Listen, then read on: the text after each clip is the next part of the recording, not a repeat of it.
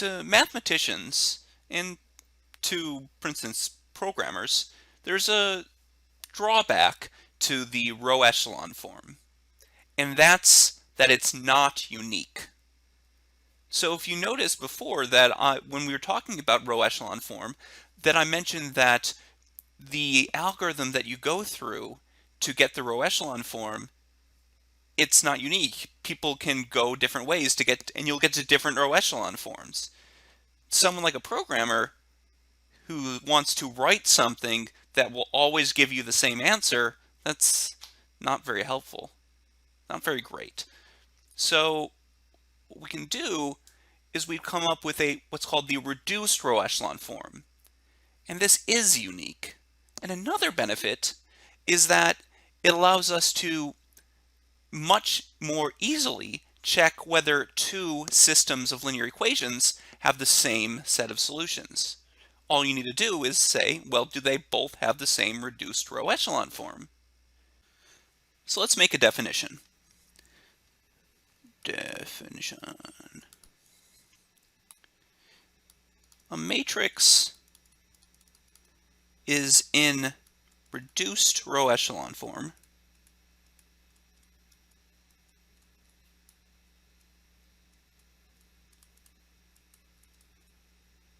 which we often abbreviate RREF because mathematicians are lazy when it comes to writing things out. We don't have to. If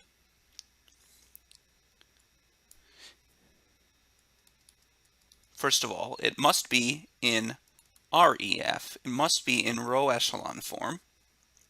But now we make some additional conditions. First of all, each leading entry is a 1.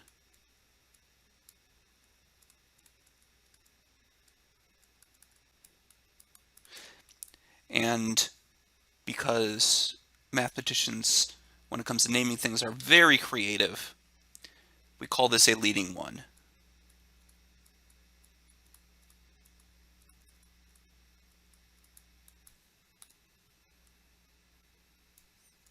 And in addition, each column containing a leading 1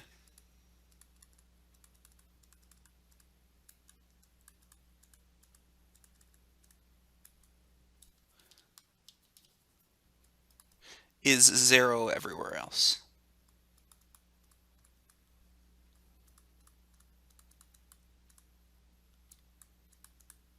So let's take a look at some examples. For each of these, we're going to decide, are they in row echelon form, reduced row echelon form, or neither? Okay, so the 4 matrices have just magically appeared due to the magic of editing. And I'm going to ask you to take a moment, pause the video, and decide for each of these whether they are in reduced row echelon form, or neither. Okay, now that you must be back, let's see.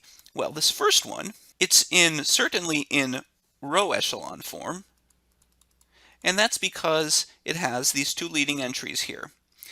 And there's zeros below this first leading entry, and the second leading entry is to the right of the first one. However, it is not in reduced row echelon form because of this pesky 2 here. Now let's look at the second matrix.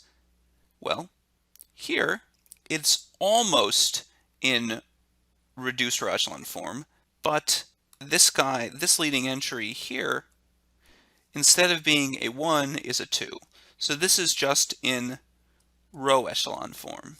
Now, for this guy here, this third matrix, we can look, okay, well, it is definitely in row echelon form. So let's circle the leading entries. We have this leading entry here, this leading entry here, and this leading entry here. But it's also in reduced row echelon form. So let me write this row echelon form and reduced row echelon form. The reason why it's also in reduced row echelon form is because here I have zeros in the rest of the column with this leading one, zeros above and below that leading one, and zeros above that leading one. Finally, we get to this last matrix, and this is neither in reduced row echelon form or row echelon form, and that's because this guy here is the leading entry of this row, the third row, but it's directly below the leading entry of the second row. So this is neither. In the next video, you're going to learn how to go and actually turn a matrix into reduced row echelon form.